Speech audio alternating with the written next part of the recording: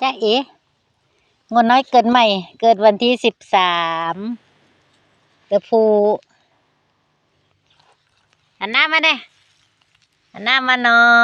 ยเตอพูเด้อก้อนเงินก้อนคำนี่ให้เป็นเบาลงเด้อเดี๋ยวแม่เพิ่นแม่ซื้อว่าพลอยขวัญลูกซื้อว่าเสลอนอ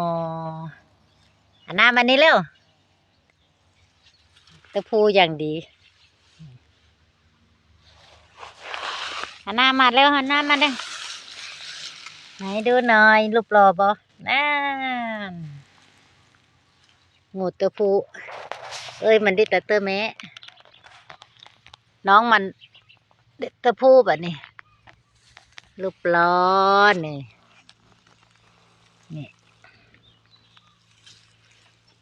ผมกับมีเฮามันนอนตากแดดอยู่ควายขวัญควายขวัญควายขวัญอันนี้ลูกชายควายขวัญได้นี่